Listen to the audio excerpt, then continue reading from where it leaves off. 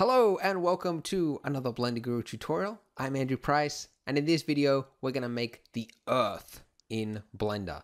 So we're going to be making this sci-fi stylized futuristic image that you can see right here using 100% Blender. You don't need any other software, and free textures that you can get from NASA.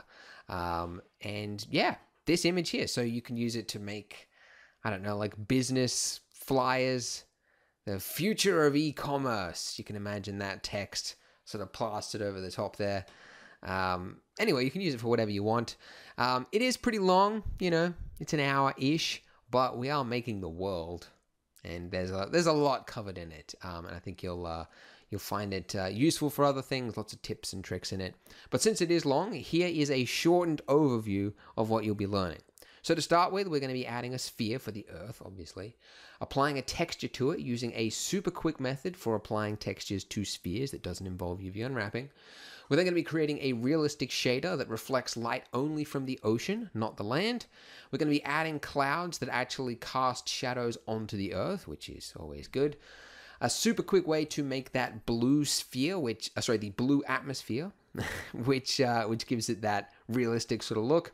Adding night lights that only appear in the dark parts of the Earth, so those sort of city lights, which is cool. Adding a space background, stars and nebulas, using some skies from Pro Lighting Skies.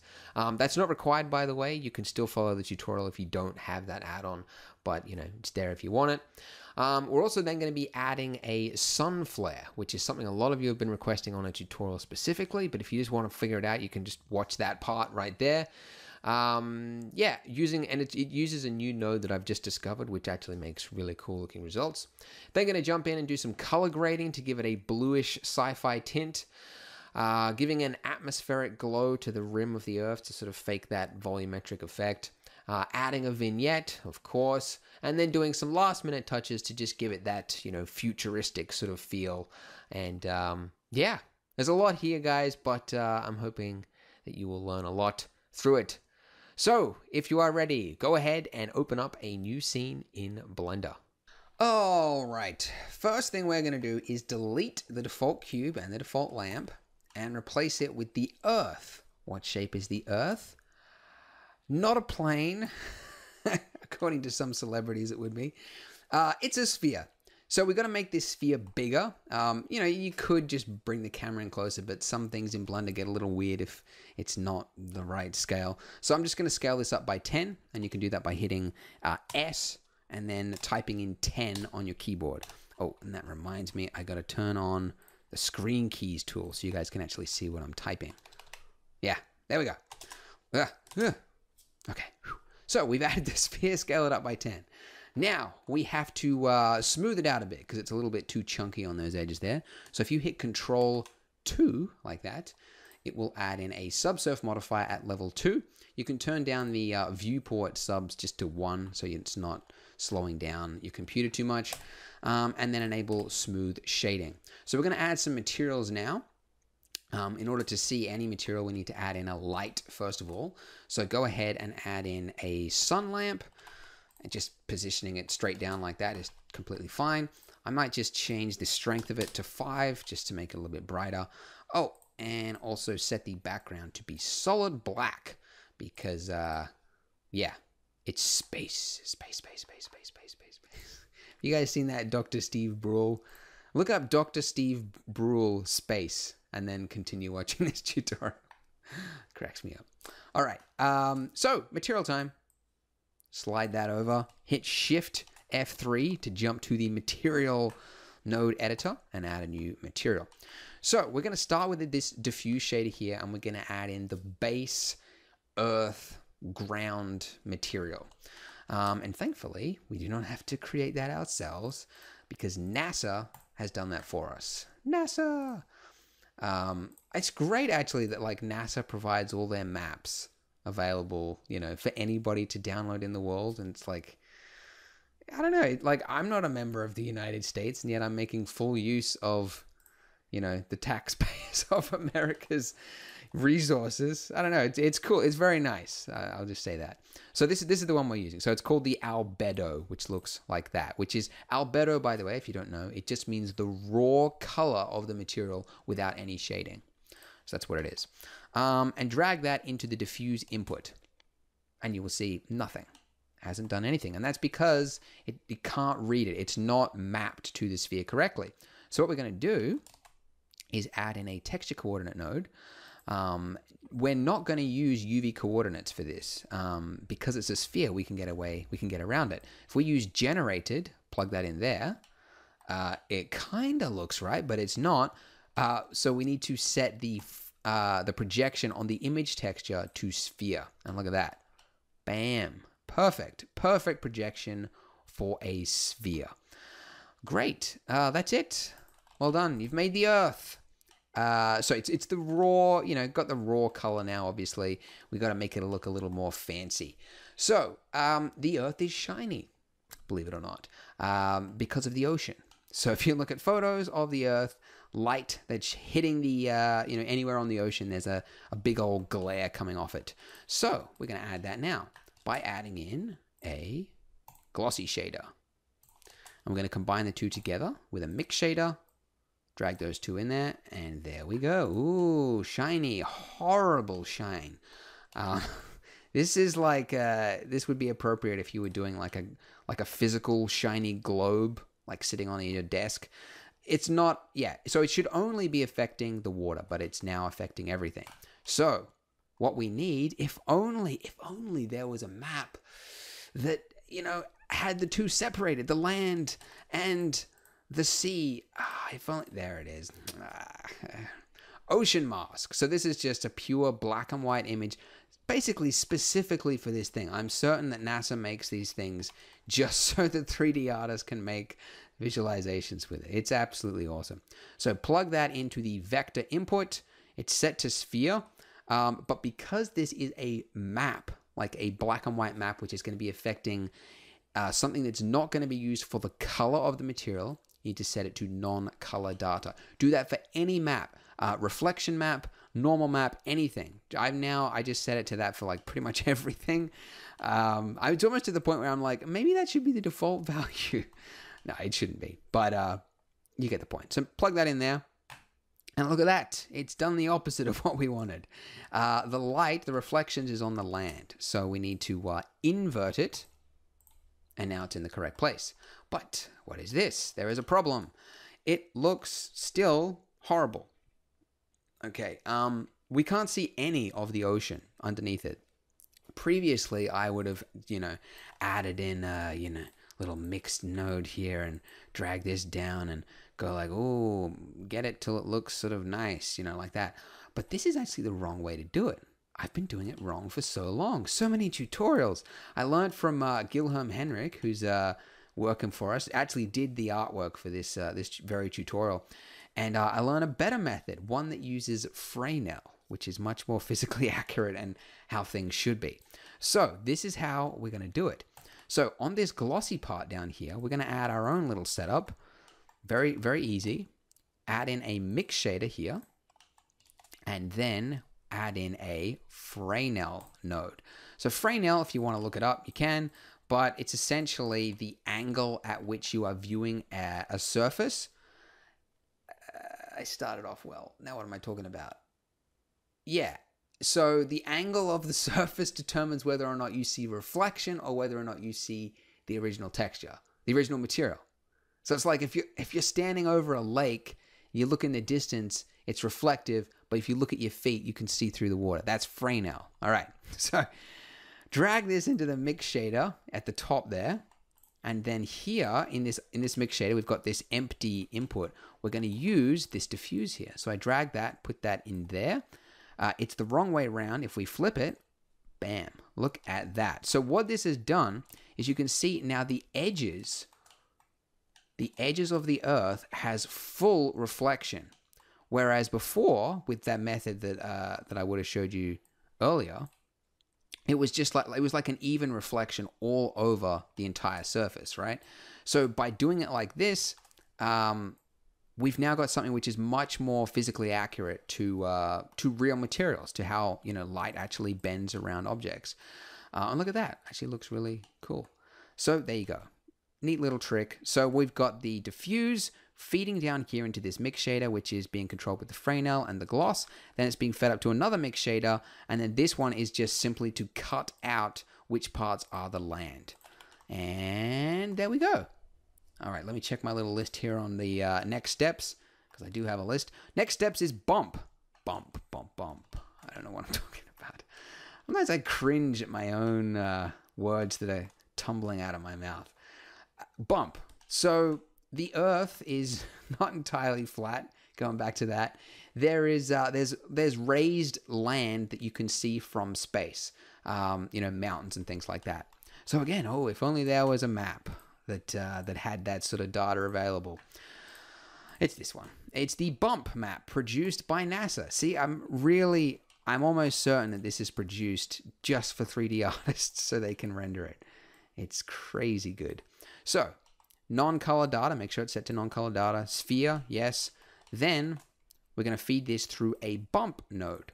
And this bump node basically converts image textures that are non-normal maps, like black and white maps, anything like that, and then converts it into something that the shader can use. So if I take this bump, put that into the glossy input. Actually, we don't need it in the gloss because that's where the ocean is. We want that to be flat. We're going to only plug it into the diffuse. And then, I wasn't actually looking at it. There we go. So this is the before, and then this is with bump. Ta-da! Now you can exaggerate that, by the way, if you want. Like, you can actually push it beyond the 1 value. Like, you can go crazy high if you want. And we're doing a stylized Earth, okay? This is not factually accurate. In fact, I'm certain that even this 1 value here is still higher than, you know, it should look. Like, if you're looking at it from space, I don't think it's that exaggerated, maybe. But, you know, you can push it beyond that if you want. It's up to you. All right, that's it. So we've got the bump. We have got the reflections.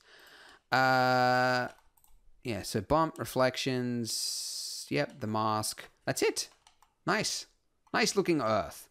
Now what we need is some clouds. The Earth at any given moment is covered in clouds, as I'm sure you are aware. Now, it would be great if we could just put this cloud mask on top of everything we've got here. The problem with that is that the clouds will not be casting shadows onto the Earth, which is what you need to make a realistic looking result. Because, you know, as with how it is in real life, the clouds are separate to the Earth. They're anywhere from, I don't know the heights. I was gonna bluff it and go, oh, 1 kilometer, 2 kilometers. I don't know. I got a friend who hang glides who talks about it all the time, and I don't know what he uses feet, like 3,000 feet or whatever. I don't know what that is. What is it with people in the air and using feet? Like, he uses meters for everything else, and then, So, anyways, it has to be a separate object is what I'm trying to say. So, what we have to do is with our sphere here, we have to duplicate it, and then make another sphere. So, sorry, duplicate it, makes another sphere, and then make that extra sphere just a little bit larger. So I just want to keep it a little bit exact. So I'm just going to manually type in. So I'm going to hit S and then type in 1.005. And there we go. So it's now slightly bigger than the one underneath it. Now is a good time, by the way, to actually name your objects, because otherwise if you're looking at it, you don't know which one you've actually got selected. So the one underneath it is just called sphere at the moment. I'm going to name that, if I can find it, F, Earth, and Clouds. So now we know, just by looking in the bottom left-hand corner, which one we've actually got selected. I'll do the same thing for the materials, just so that I've got it. Earth. Yeah. Okay, now for the clouds, I'm going to delete that material, give that a new material, and we'll call that material Clouds. Okay, great. I wish there was a way in Blender to share certain name fields, like, so you could just name it, like, you should just be able to name your object, and then also maybe make it apply to the material name as well. I just think that'd be cool. Anyway, this is not a feature request video, although I do like to do it. So, we're going to be adding in, we're going to keep this diffuse shader here, but we're going to add in the cloud This guy, cloud textures, cloud map, right here. These textures, by the way, I forgot to mention it. You can get them all from Blender Guru. BlenderGuru.com has all these textures, so you can download them there. Yeah, so go ahead, click on clouds, load that in, and then just like what we did before, we're going to set this to sphere, non-color data. Actually, I'll tell you why we're going to use that in a second. Texture coordinate, set this to generated, like before. Plug this into the diffuse there, and there we go. So now it's completely overdone all the work we've got underneath it. We can't see the Earth at all. And the reason for that is that it's just feeding straight into a diffuse shader. So what we want to do is only see the white areas, none of the black. So we are going to make a transparent little mix in here. So add in a mix shader, combine the two together like that, and then take the output of this color node and drag that into the factor input, and then set this to non-color data. And this looks very weird. Oh, I think it's around the wrong way. Flip it. There we go. Okay. And there we go. Yay. So if you look at it, there should be some little, there we go, little shadows casting on the Earth there. Very subtle, but it will make a difference to your final render, believe me. I sound like an expert. Trust me. If you want to make a cool render, you gotta have the shadows separately. Okay. Great. So that's all well and good. By the way, these maps are blurry. You can get higher res ones online if you want them, but the higher res maps you use, the what do you call it? The more memory you're going to be using in Blender. So just be aware of that. You can go higher and higher, but your graphics card will crash at some point when you try to render. Okay. Oh, we can also do one more thing, which is give bump to these clouds. So if I add in that bump map that we used before, this bump node, sorry. Come on, select them all. And drag the color from that same cloud map into the height input of the bump map, and then drag the diffuse shader. Isn't it interminable, like reading out like the normal of the bump shader of the node? Anyway, you get the point. So now we've got some subtle bump. Well, it's not even really subtle. That's really harsh looking bump over these clouds. You can, this is what I've always been confused by the distance value, but I think I've figured it out now. Like this is the perceived depth. Like it's like the fake depth of whatever bump mapping you're doing. So if you want to make it look really bump mappy, you can drag that way up, but we don't. So yeah, I'm just going to make it a little bit. Yeah, you can actually go like higher than that and then pull this one down and it's almost, Anyway, you don't want it to look too, because if you go too high, it ends up looking like a really bad sharpen filter over the top of it. I don't know if you can hear that. My air conditioner is just leaking all over the, into a bucket. Anyway, yeah, so there we go. Little bit of bump map, and it's looking fine and dandy. So we've got the Earth underneath it. We've got the clouds. We are missing one more thing. That's right. We have to add in another sphere. So with that cloud sphere selected, I'm going to duplicate it. I'm going to hit S. I'm going to type in 1.005 again, and then apply scale. Actually, did I apply scale for all the others? Make sure you always apply scale. It's just a general rule of thumb. It affects the bump map value, displacement values. Just your scale should always read 1 right there. Okay, and that's how you do it. So this extra sphere that we've just created over the top of everything else is going to be the atmosphere. So that's when you look at photos of the Earth, that fine blue tint that's most visible towards the edges of the Earth. And it's because, you know, you're looking at the Earth head on, and like the more you're looking at it on an angle, the more atmosphere you're like collectively seeing through because it's on an edge, if that makes sense. Sure it doesn't. But so essentially that's what we're going to need to try and create. So first of all, rename your sphere because it's called clouds at the moment. Just name this Atmo for atmosphere. Delete the material applied to it. Give it a new material. Call it Atmo as well. And that's just for your reference, of course. Of course. Okay. There we go. So it's covering up all our great work underneath it, but that shall change. First thing we're going to do is, well, we're going to keep this diffuse shader, But to make this this sort of hazy sort of look, we're going to use it with a transparent shader right here, like that. And actually, just so that we can actually see this effect, I'm going to make this a bright pink color. And what we're going to do is use a layer weight node, drag this in here, and then select the, take the facing output and put that into the mix shader. And what this does, actually, I'll just invert that so you can see it. Yeah, so now what it's doing is it's wherever you're looking at the Earth, the middle part will always have none of that atmosphere, right? But towards the edges, it's more and more of that glow effect. So you could flip it around if you wanted the opposite, like that. But there you go. So that's exactly what we want. We want it towards the edges. We want it to be that glow. So now what we need to do is set this diffuse value here to a nice blue, like that. Oh, what happened there? Blue. And you can go really deep blue if you want, you know, somewhere in between. That's fine for now. We can change it with the final render if we want. But this is cool, but it's far too much. Far too much. We're going to turn down the blend value, and turning that down will decrease that atmospheric effect there. So 0 is all the way to 0, obviously. I'm going to set it to 0.2, which is just the right amount. Yeah, you can alter it. These, again, it's stylized, thankfully. My goodness. If you want to go down the rabbit hole of making a realistic Earth, my goodness, good luck to you, sir. I started out like that, actually, for this tutorial, making a realistic Earth. And yeah, looking at some of the stuff people are doing on Blender Artists, like people are trying to make physically accurate atmospheres. Like there's this whole thread, which I'll link to on Blender Guru. You can have a look on like how to do a realistic atmosphere and volumetric clouds. And it's crazy. You have to get all into math, and it's not for me. Let me get a sip of my tea here. All right.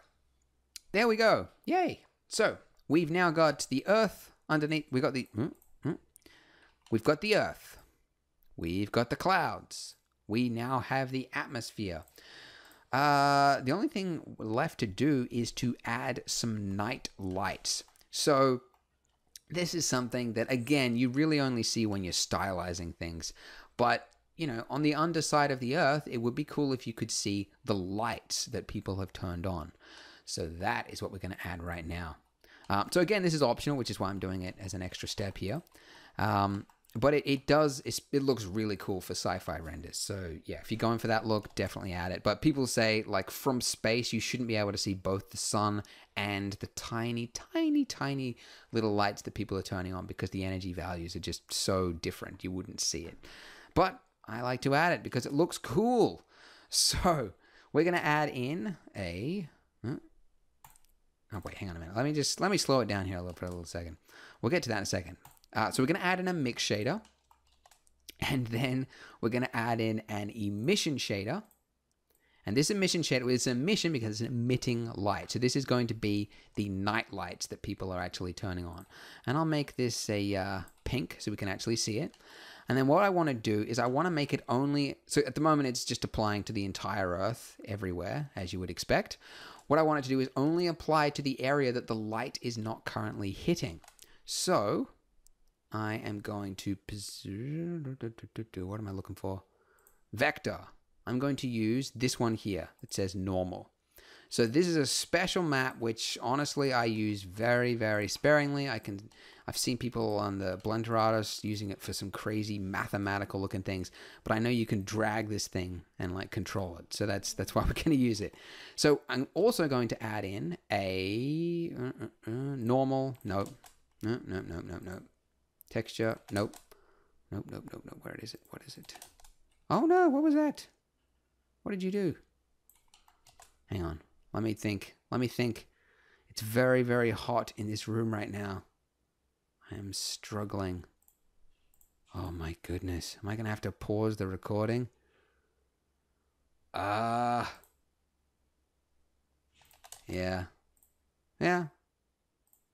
And I did. And I figured it out. It's the texture coordinate node. The same one I've been using the rest of the time. And what I'm looking for is that normal output, and drag that into the normal input. Yeah, right. And then, oh, what am I doing now? Oh, yes. Take the output of that dot value and put that into the factor input. And now what you should be able to do is drag this around. And yeah, it's almost like it was designed for this very purpose, because it allows you to control which parts of the Earth are in darkness and which parts are in the light value. So essentially, yeah, we want light to be only coming from this area. That's what I should have explained. Yeah, because otherwise you've got lights just appearing all over the Earth. You only want them in the dark areas. I don't know if I did actually say that. So this is actually a good point to bring up, in that you need to now figure out your lighting before you set up this, whatever value that you want here. So in my case, what I'm going to do, let me just figure this out. Let me just try and rotate to the side of the Earth there. I guess I should probably turn off that, that value there. There it is. That's what I'm looking for. That's my national anthem, for those who don't know, and I'm sure most of you don't, because why would you? Why would anybody care about Australia? Yeah, that's what I'm gonna put as center frame. I'm gonna put Australia right there. You could put America if you want. I was tempted actually for this tutorial to make it on America. I'm like, you know what? No, this time it's Australia. If you want to make it America, you're welcome to. Okay. Once you've found the view you want, it's Control-Alt-Number-Pad 0, as it says there, and that's going to snap the camera to that location there. And I'm going to increase this the sun value as well. Crank that up to 10, and I'll pull it back a bit. Yeah, there we go. So we got a nice view of the Earth there. And you know what? I think that atmosphere, I think it's a little too heavy. I'm not a terribly big fan of it. Let's set this to something like that. Yeah, it just looked a little... Actually, let's try hiding it. Yeah, okay, there we go. So it is that. That is the sole cause of it. Yeah. So something like that. Actually, you know what? I'm going to go even lower. Just because it is... We're looking... So I'm doing it... Like, if you were doing a view of, like, the whole Earth, like, out here... and the whole Earth was lit up with the sun, you would use a proper value, like 1.2. But because we're looking at just edge on light here, yeah, I'm just turning it down, because otherwise the whole thing is just going to be blue, which is not what we want. So something like that. There we go. Okay, so like I was doing before, jumping around all over the place right now. Now that we've got this determined, we can actually set up our... There we go. Which part of the Earth you actually... Oh, my goodness. Did it just disconnect it? Into there. All right, there we go. Which part of the Earth is going to be in darkness? So now you just got to match this up with your Earth. So just sliding it around. It's pretty awkward to control. And honestly, I was really hoping that there was going to be a way that... Oh, there we go. Perfect. That you could make this affected automatically, like make it so that whatever the light is hitting, have a separate material on things that are in darkness, because that's what we did for the original Earth tutorial like years ago, but it was using Blender Internal. So I went on Twitter and I asked people, is there a way to do this? Turns out there's not without doing some crazy Python coding. There's a few workarounds, compositor, etc., but this is honestly the easiest way. If you're only using a still, you can do this. If not, I'll put a link on Blender Guru. So if you were doing an animation or something like that and you wanted to have the Earth spinning around, maybe you wanted to use something different. But for now, this is the best way to do it. Okay, so now we obviously don't want it to be purple color like that. Let's go ahead now and add in the image texture. The map again makes me very very suspicious. It's this one here, Night Lights Modified. So this is just the one that comes from NASA, but I got rid of all the blue and all that kind of stuff. So it's just the pure night lights here. Set it to sphere and non-color data, and then make sure you're using the output of the generated. and then drag this into the strength of that emission node. There we go. And then it's that's that purple color right there. By the way, if you're wondering where I live, it is where do I live? I know it's somewhere around here. This is sort of Queensland, Brisbane area. That's where I am right now. Anyways, now you can set this color to be sort of a yellowy orange color. That's the color of lights generally. Nowadays, I'm sure it's probably more of a white color because we're moving away from incandescent bulbs. But we want it to be brighter. And the way you can do that is by adding in a math node, drag it between the two of them like that, set this to multiply, and then this value here will essentially become your strength. So if I want it to be super bright, I can go 20. And it's like, whoa. Whoa, look at New Zealand lit up. What's going on, guys? I didn't know you guys had lights. Gosh. I know those guys don't like it. But, you know, that's what you get. Actually, that reminds me, there's one other thing you need to do. If you don't do this, you'll be kicking yourself later on because you'll be like, this looks horrible. You want to grab your cloud object there, double tap R to rotate it around, and just get it so that you've got a nice patch of cloud covering New Zealand.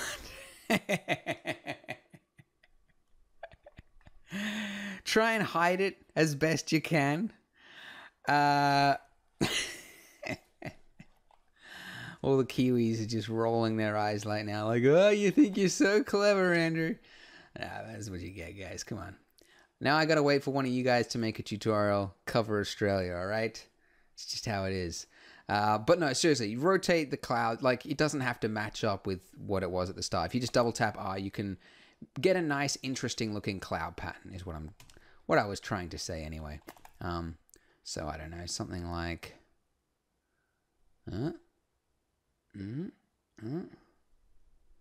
don't know. There was something interesting there before. No, you know what? I'll just leave it like that. I like the little patchy bits over there and the big old cloud over there. Okay, all right. Enough jokes. Let's move on. Now we can get into space. And we're going to be using Pro Lighting Skies, this little add-on right here. So Pro Lighting Skies, for those who don't know about it, it's an add-on that we produced at Blender Guru, so we are biased, but it does your outdoor lighting for you. So I used it in the snow tutorial, for example, and it just allows you, you know, like once the thumbnails load, you can quickly select, you know, sunsets and different things, and it just accurately lights your scene like that. So, but this doesn't, why would this work for space? This is terrible, right? Because just a couple of days ago, we launched the space update. Ta-da! Space in Blender. And it's a collection of cool little space nebulas and cool things like that. And I don't know, it's pretty... I'm a big fan of it, actually. I wish I was more into sci-fi just so that I could play around with it. Because even like loading in like, you know, the Suzanne head, it's just fun. Like pretending you're in space because you're like zooming around and stuff. Anyway, I know, sounds like a sales pitch. Probably is. So what I will do is I'm just going to drag it around. Because I'm looking at Australia, which is down under, I can't actually get any of this nebula in it because it's like off camera. So I'm going to do something that you won't have to do if you're looking at the part of the Earth which has America on it right now. But I'm going to have to tweak my my mapping for my in Pro Lighting Skies here. So ignore this part. This is just so that I can fix this. By the way, if you want some, if you get bored of listening to me, which I'm sure you will, you should just have the Interstellar soundtrack rolling.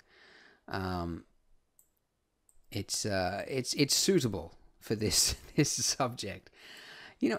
And I love that soundtrack, but honestly, it is the only one which will just make me depressed. Every time I listen to the Interstellar soundtrack, it is amazing, but it just makes me sad. It's like this existential crisis on repeat. It's crazy. I just sit there like everything just feels like it's getting further and further away. It's like, oh, Murph, don't leave me, Murph. Don't let me. I don't know. He gets a lot of flack for that role about how he was crying for Mirth, but man, that really affected me. That movie, that was really great. Whatever. We've got some space nebula. Ta-da! So there we go. Now that we've done that, we can finally get into the sun. We're half an hour into this thing. The rest of it's pretty much going to be the compositor. So let's go out here. Add in a UV sphere right here. Drag that out to there. And wherever that camera is, I'll throw that out there.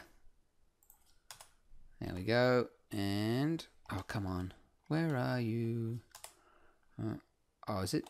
Okay, so if you have this happen, that means the length, like the maximum distance that the camera can actually see is too low. So increase that end clipping value. There we go. Now I can actually see it. Okay, so now that I've got that, I'm just going to make it a sort of a small-ish size like that. And the reason for that is I'm going to do like an anamorphic flare, and like the smaller it is, the better. So, yeah, something like that. And let me just see that with the sun lamp on it. Okay, cool. So you'll notice that this doesn't make any sense because the sun is technically shining from that direction. Okay, but look at where our sun physically is in this thing. Right? It's almost at a 90 degrees. I don't know, it's like 70, 50, I don't know, whatever. It doesn't match up, but it doesn't matter because to the viewer, that's it. You'll just see this nice lens flare and you'll see the sun sort of creeping over this side here. And nobody will say that looks weird. Trust me. It's just how it is. It just works. Okay. So, yeah. All right. Now that we've got that with the sun there selected, just going to add a quick material to it. We're going to set it to emission. Set it to... Actually, you don't even need it. 2. Whatever. That's it. What we need to do, because we're going to jump into the compositor in just a second, we need to separate the different parts of our image that we are going to be applying effects to, essentially. And you really only know this once you jump into the compositor and you get started, and then you like reverse engineer, like, oh, what do I need to do? I need to do this, and re-render it. But because I'm doing the tutorial, I'm just going to tell you off the bat what you need to do. So go here to the render layer. What is it called? The scene panel. Yeah, I call it the render layer panel. And what we're going to do is underneath passes, we're going to enable environment as well as object index pass. The environment is going to allow us to just see the backdrop there, the pro lighting skies there. By the way, if you don't have pro lighting skies, you can get it off Blender Guru, or you can just use a space image that you find online. It's totally up to you. Yeah, I should have said that before. If you don't have it, you cannot continue at all. You are stuck. No. So object index environment so that we can see, yeah, like just use that by itself. Object index so that we can just play with the sun. So now that I've said that, select your sun, and then in the, this panel here, whatever it's called, I don't know what that panel is called. We're going to, under here, relations, where it's got pass index, set that to any value other than 0. So I'm just going to set that to 1. That's all you need to do. And then finally, go to film and check transparent. And what that'll do is if you look at it in the viewport, you'll see that your background is now completely transparent. And you're like, oh, where's that space background? Like it's gone. But that's okay because in the render layer, we enabled the environment pass. So you'll be able to play with that in the compositor. So now we're going to do a render. I'm going to set it to 200 samples, and I'm going to set the bounces actually to 0, which I don't think I have ever done in any tutorial ever. But that's because it's space. We don't need any bounces. The only object is Earth, essentially, and I don't think we need... is there a bounce? Maybe there's a bounce coming off the Earth into the cloud. Hadn't considered that.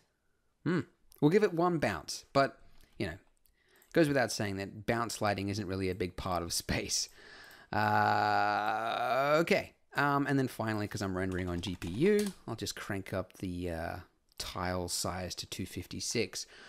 Good idea to save, by the way. Tutorial 1. In case something crashes. Always a good idea. Oh, and also, I'll just set this to 80%. just because 50 is a little too small to really see what's going on, but 100% is just a little too crazy. Anyway, I'll pause it now whilst that is rendering. And we're back. So, render complete. Now we can jump over to the compositor and delve right in with some fanciness. I have to set this to render result, otherwise any change you do in the compositor won't actually affect your render. It's odd that they changed that, but anyways, we're in the compositor now. We can go ahead and click on use nodes and then backdrop so that we can actually see what we're doing. If we hit Control Shift on any node, you can actually see it in the background. Yay! So first things first. I'll just show you right now very quickly the end result here that we're sort of striving for. So this is there's a lot going on here, and I don't want to overwhelm you and go like, look at what we have to do.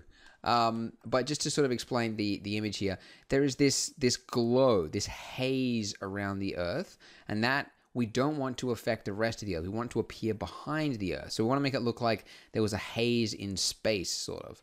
Then once that's finished, we're then going to combine, the Earth on top of that, and then do the sun flare, which is that main big sun flare there. And then we're going to do some color grading to give it that cool blue effect. What do you call this thing? Vignette. Yeah, I remember that. And then the lens distortion as well. Okay, so a few things going on, but first things first, we're going to do that sun glare. Sorry, no, the space haze. So we're going to just have a glow behind the Earth. That's what I should have just said, right? Okay. So we need to add in an ID mask so that we can just locate just this sun right there. So I'm going to take the output of this index object render pass there, drag that into the ID mask, then set this to 1. Now that you've done that, look at that. We now have just the sun by itself, okay? So we can go ahead now and add in a blur node right here. Set this to, say, fast Gaussian relative, so it doesn't change when you change the resolution. And I'm going to go with 10, maybe 15. Okay, and this is what, again, I'm learning things every day. But all the other tutorials I've done, I would have used like multiple blur effects on top of each other so that it's more exaggerated.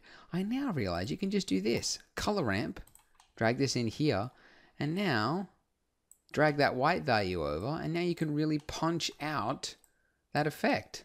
So look at that, that's cool. Yeah, wish I'd known that 5 years ago. Yeah, I used to get really crazy with like blur, blur, blur, and then I'd set different values for each one, and I could have just done this. Anyway, so now we need to add this on just the environment, okay? So that's why we've got this environment pass here. So I'm going to add in a mix node right here and take the environment, put that into the top input, and then the output of this node, and put this into the bottom input, and then set this here to add. And now we've got that. So that's the environment pass right there. So we're just looking at the stars, nothing else. And then we've got this glow, and that's coming in there on top of that. And now,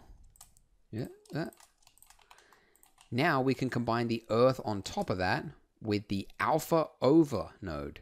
If we drag that in there, and then take the output of the image, the actual image now on top of that, there we go. So now we've got, and we can just, check that. If we say crank up this add value to something crazy, there you go. So you can see the glow is not on top of the world. So it's appearing behind the world. And that's how it should appear. If this isn't working, by the way, you need to make sure that film, you've actually got transparent done. If you don't have that, the compositor won't know where the background is, like where the Earth begins and where the background is. They'll just be combined into one. So you have to do that. But there we go. So that's good. I'll turn that down to something reasonable. There we go. Now, oh yeah, before I forget, we have to use node groups here, okay? Because if we don't do this, node groups, by the way, I just hit Control G on that. I wish the little screencast tool appeared here so you can see what I'm pressing in the compositor. But it's just Control G to make anything a node group, and that just keeps things tidy, just so that we don't get too crazy, because it will get a little unseemly in here if we don't. So I'm just going to call this Space Haze. Again, I have to name it twice so that one, it calls the node group, and then one, it labels it at the top there. I really wish it just had the name. Anyway, we won't rant. We won't rant. Now, let's get into the sun flare. So that's the haze behind the world. Sun flare is on top of that. So now it will actually interrupt the world there. So this is where we get to have some fun with it. So I'm going to add in, I've added it into the ID mask. I guess I could actually. I'll have to rename it, but drag that there, drag that there. So I'm just selecting those 3 nodes, make that a node group. Yeah. Now, I'm not going to bother renaming that. I'm just going to leave it because I don't want to have to torture you guys. So I want, again, just the output of this. Now let's get into the sun flare. So there's a number of components that's going to make up this sun flare effect. There's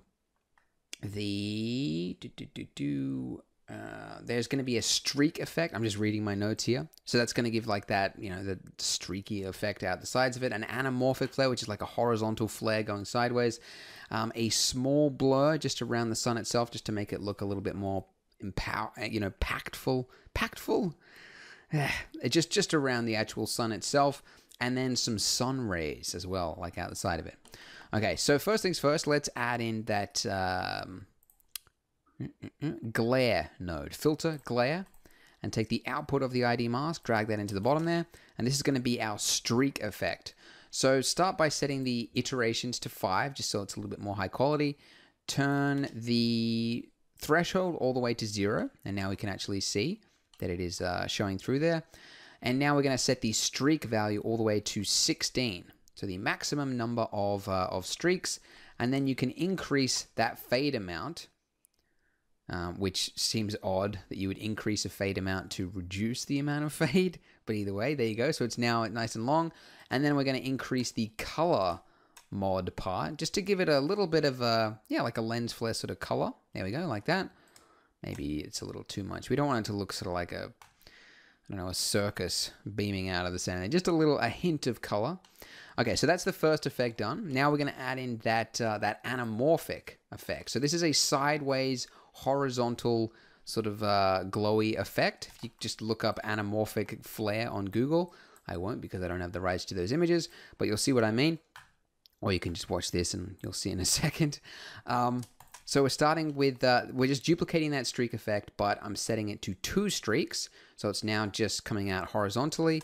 And then I'm setting the fade value to something a lot higher, just so that it really bleeds out the side there.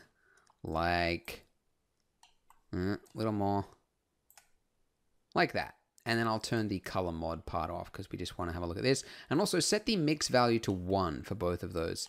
And what that is, it's combining both the effect and the original object itself. So if you set it to just 1, it's only going to be the effect. So this center here will no longer be as white hot as it is. Didn't affect it, okay? In that case, it didn't, but this one, it did. So we've got just this line here now, which is cool. But to make it look a little better, I'm going to add a blur node straight after it. Air conditioner's leaking again. And set this to fast Gaussian, relative, Y, and I'll just go, I don't know, 2% for both of those. Maybe that's even a little too high. Let's go 1. But I just want to, just a slight, little glow sideways, but just a little, not as sharp as it was off the truck, as they say. Okay, so that's the anamorphic one. If we combine both of these together, we can do that with a mix node. Drag these to here, and then set this to add. 1, 2, 3, go. Ta-da! Okay, so that's the flare so far. It looks all right-ish. Now we want to add that tiny little, like a small amount of glow just around here. Actually, I don't even know if we need that yet.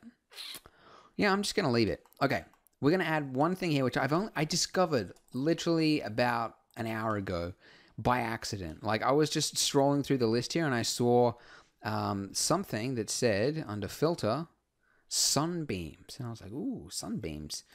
That's probably, I don't know if that'll be useful for a sun flare. But I plugged it in, and when you plug it in, you won't see anything until you turn up the ray length. And what I've realized this is, it's just the zoom effect. They should call it the zoom filter, which if you've used Photoshop, you know exactly what it does. These two values here, this is defining the center of the zoom.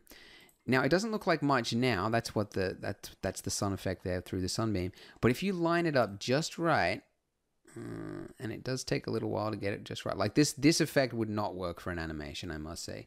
But for a still, it works quite okay. Now I have to get the center of it. That is pretty good. I think it's a little too far. Oh, I think one in between. There we go. 45, 42. Okay, that's pretty good. Now if we increase this ray length, look at that. So we've got this sort of a streak effect, which is actually pretty cool. So I'm going to drag this into the one we've just done, that effect there. Dun, dun, dun, dun, dun. Ooh, look at this, looking fancy. So now combine this with the original alpha, the original, whatever you call it, from the render layer thing. I just lose names eventually and just start spouting up. Okay, cool. Now wait a second here. Why is that not applying it over the actual thing? So that's that. This effect should now be cutting over the top of it, but it's applying it still underneath the earth. Or is it? Oh, hang on a second. Maybe it's not. Maybe I'll just set this to 20 just so you can actually see what's going on. Please work. Okay, good.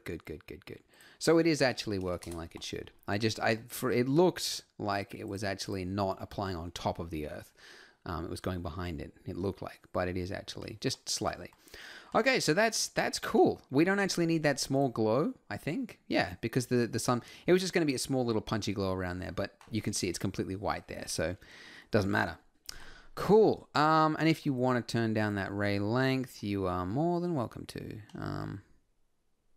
Yeah, I don't know if that did anything. Okay. All right, cool. So we got to add a group for this because it's going to get a little untidy otherwise. So I will call this, okay. See this? You've made a node group with Control G by selecting everything, Control G. And then you've got these 3 inputs there and they're just going into one thing. Like, that's untidy. It just looks weird.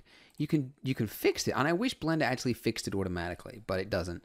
You can fix it by going here inside the node group. Oh, I should be saying the key presses. Tab to go into and out of the node group. That would have helped you a step ago. But yeah, if you go into the node group, then click on this group input, then hit N for Nelly.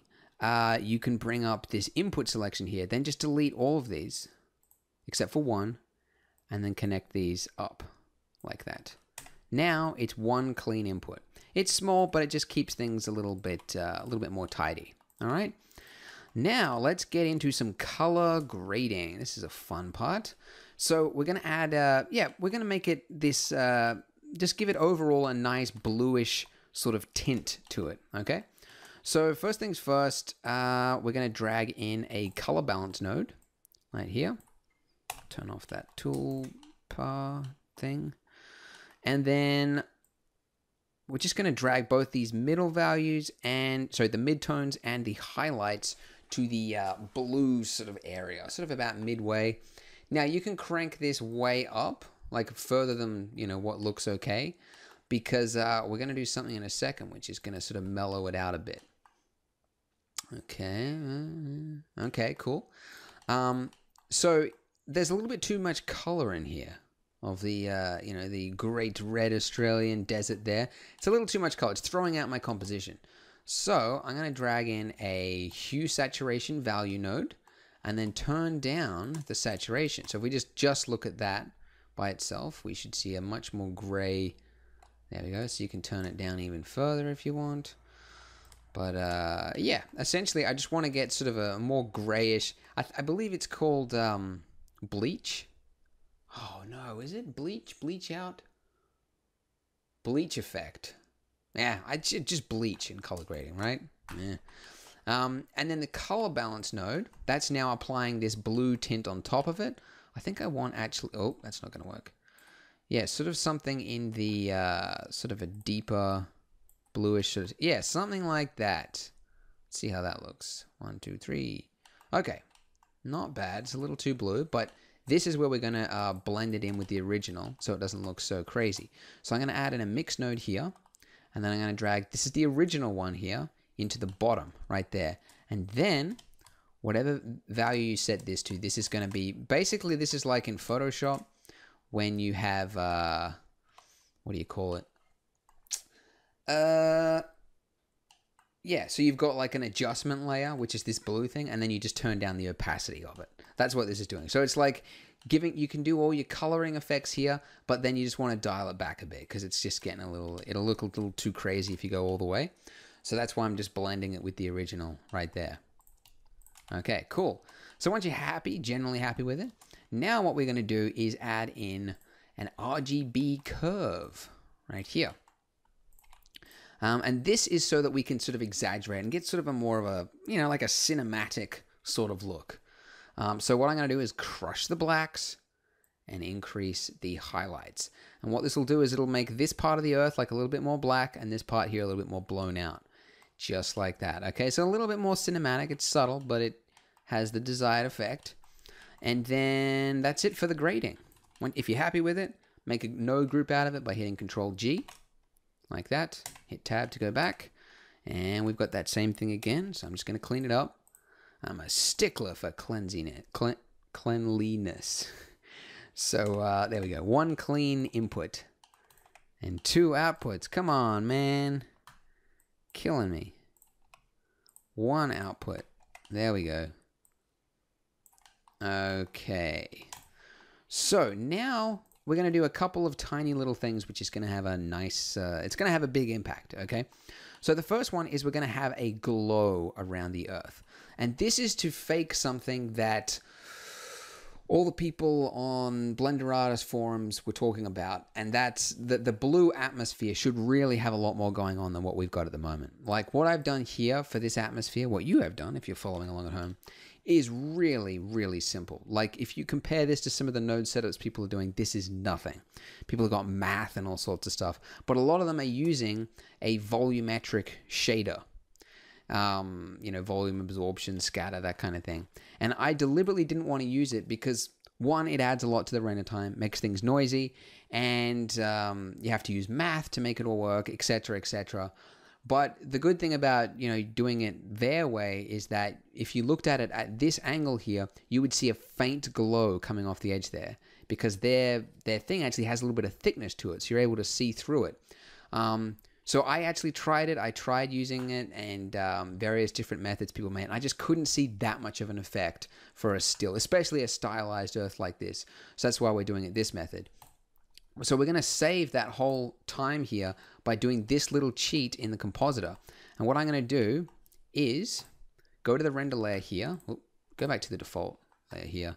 And we're going to add another render layer here. And I'm going to call this one Atmo. And I'm going to take this sphere, make sure you've got Atmo selected, bottom left-hand corner, and move it to layer 2. Make sure you then enable layer 2.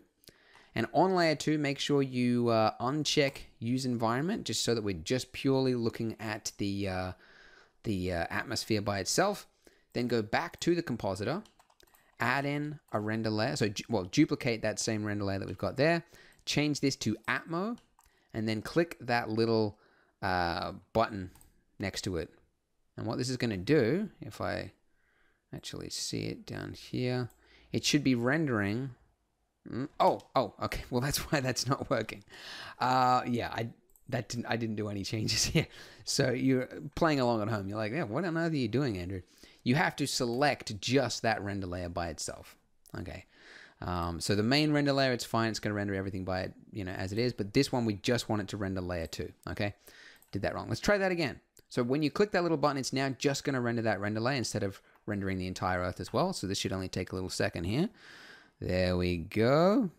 Looks like it's got a little pattern on it. Not sure why that is. It's like it's picking up a reflection from the clouds. I don't know. It's weird. Anyway. Okay, cool. Now that it's done that, we should, if we hit the Control Shift on that. There we go. So we've got just the atmosphere by itself. Now, check this out. Ooh, yeah. So in between here and here, I'm going to add in a glow effect for the atmosphere, which is going to fake that little volumetric tint to it. So this is how we're going to do it. Add a blur node right here. Drag that into the blur input. Set this to fast Gaussian, relative, Y. Let's go 1 for both of those. And there we go. Got a little slight blur to it. And then just going to drag this. Actually, we need to combine it with this. But we need to combine it underneath it. So I'm going to add a... Oh, actually, hang on a second. No. Got it wrong. To do that, we need to combine it with this so that it appears underneath the Earth. Right. Okay. So I'll add in a mix node, color mix node, and drag this just so it touches in there. Okay. And then I'm going to take the output of this, put that into the bottom input there, set this to add. And if we've done this correctly, there you go. We should see that. So we've got just this blue-ish sort of blur underneath it. And then this part here, this is where it combines the Earth on top of that. And there you go. So look at that edge. Let me just zoom in there with Alt-V.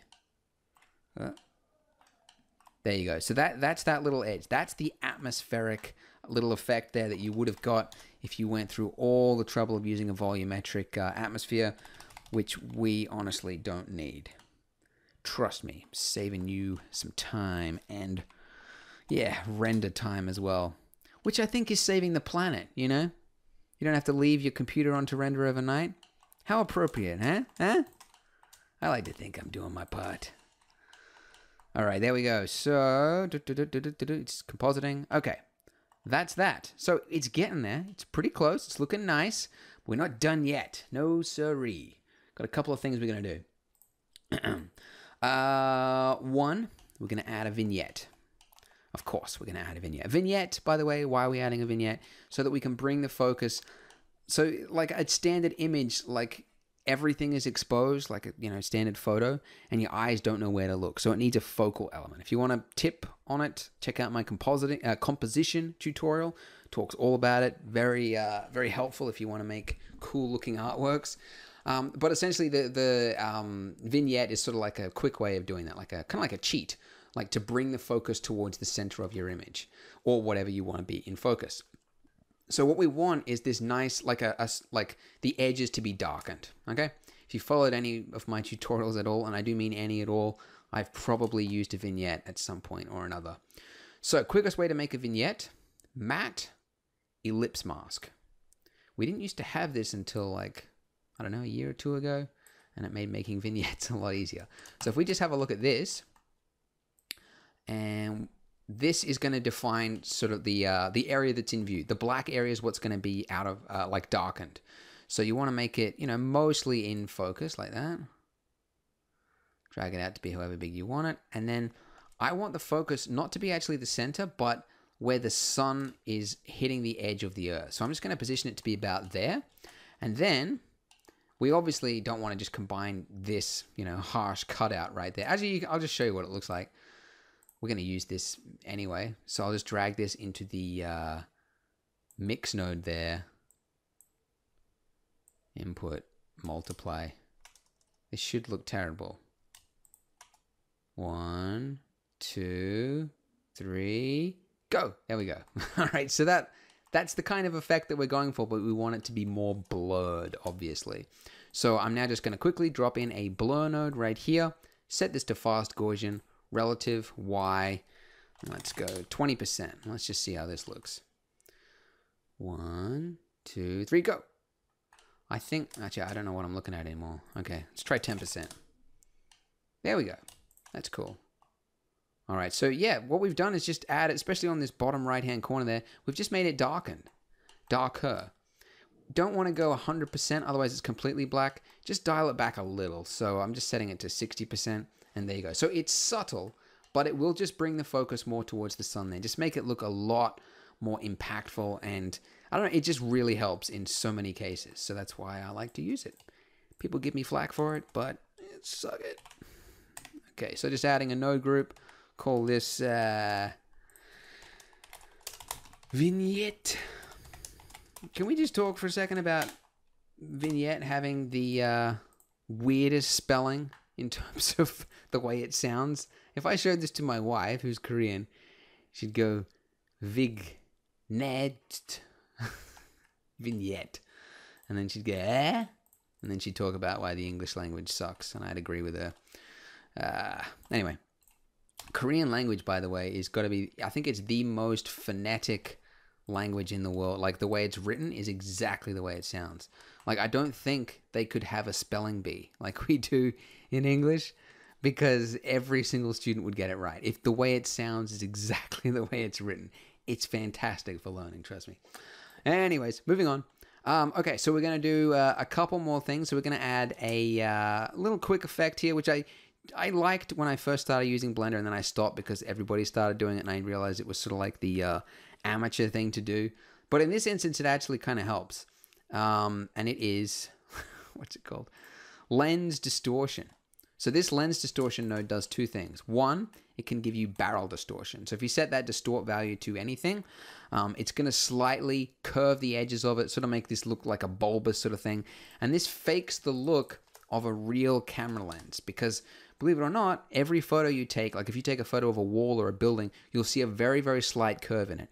Every single lens in the world has a slight curve. So this just helps give it a little slight, bit of realism to it. Because this is space, I think it, maybe makes sense that the lenses look a little bit odd, right? And if you don't like that edge there, you can see in the bottom left-hand corner, if you click fit, it's now going to zoom it in so that you don't see that edge. It's going to zoom it in 1, 2, 3. There we go. The other thing I can do is dispersion. This is the thing that everybody started using, also known as chromatic aberration. Became really popular sort of like 5 years ago, but it does that. So it's that sort of, it's technically that red cyan edge which you get from very, very cheap lenses, especially if you're taking a photo of like a tree, like right there where my cursor is. It's pretty much what I'm talking about. So if you take a photo of a tree, you'll see that kind of like fringe edge to it, which just, it just looks a little cheap. So I don't know, for a space camera, I think maybe that makes sense. So that's why I'm using it. Never overdo it, but very subtly, if it's used in moderation, it can actually improve the look of things. So I think that's maybe even too much. Dial it back a bit, because those stars are just looking a little nutty there. There we go. So just a very slight effect, but it's gonna do it. The other thing we can do as well is if we can add a sharpen node. And I'm not a big fan of this. I wish there was a proper like controls that you have like in Photoshop for the unsharpen mask. But if you set this to sharpen, actually I'll put this before, like in between those two. Just drag that in there. I'm sure there's a shortcut that could have done this for me. The switch shortcut. If you use both hands, flip them around each other, it does it. Sharpen. So that's done what you can see in the background. It's just sharpened everything. I don't know the best way to describe sharpen other than to just say sharpen. It's like the contrast, like it finds the edges of the image and sort of emphasizes them a bit. But if you use Photoshop, you have proper controls on like the radius of what gets sharpened, what doesn't get sharpened. But this is just sort of like a blanket sharpen. So I generally never go higher than 1, but I might go, 0.1. I don't know, 0.12 might look okay. Maybe. All right. Then the final thing. Here we go. This is the part. This is the cool part. This, what we're going to add in is a little like sci-fi zoom blur just on the world. Okay. So if we add in right here a sunbeam, that old sunbeam, I'm bringing it back, and we drop it in here. Make sure we combine it with an add. Actually, let's just take a look at it just by itself. Increase this. There we go. You can see in the background there this like zoom effect on the earth. I'm just going to use it just a small amount, and I'm going to position this so it's like bang on with the sun, wherever the sun is positioned. I actually just got the right measurements of the sun, so this should be easy. But something like that. It won't matter about the sun there because it's actually going to be hidden, right? But just a little bit. So especially on those night lights coming from Australia and New Zealand, it's just going to be a little hit there. Okay, and now, so if I've combined that here. Wait, ooh, what? Yeah. I think I started to add it and then I just, yeah. Put that into the add bottom input there. And then drag this into the top input. And then we're going to take that and put that in here, which is where that was originally. Drag that in there. And now take a look at it when we have a look way over here. You can see the effect there. So especially, like I said, on those night lights, you just got this like, almost like it's like light speed into space, right? And that's it, folks. Oh, actually, one more thing. For the old lens flare, forgot to do this. You can add in right here a ghost effect. And what this is going to do is like fake the look of like the light, the actual sun itself reflecting inside the lens. So if I set this to ghost, drop this in here, that's what this effect is going to do. Turn down the iterations because you don't want that many of them flying around, but a little bit can help. Little column, you don't want to go too colorful or it will look very weird very quickly.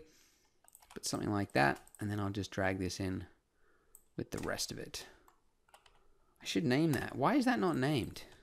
I could have swore I named it, but maybe I didn't. Maybe that was the one that I had to like redo the group for it. Which one's this? It's the Space Haze. Haze? How do you spell haze? Anyway, that pretty much does it, I think. That is the Earth. Dun dun. So, as you can see, it is a stylized Earth. Not realistic whatsoever, but this is the sort of image which would look cool on a pamphlet for going out of business, you know, corporate office that wants to show how futuristic they are. And they could put like text here going like, your future is our success. I don't know. You know, but you can imagine the sort of uses for it. So, hoping you enjoyed that one, guys. If you make something cool with it, please do post it in the comments on Blender Guru. I like seeing what you make. Thank you all for watching. See you in the next tutorial. Take care.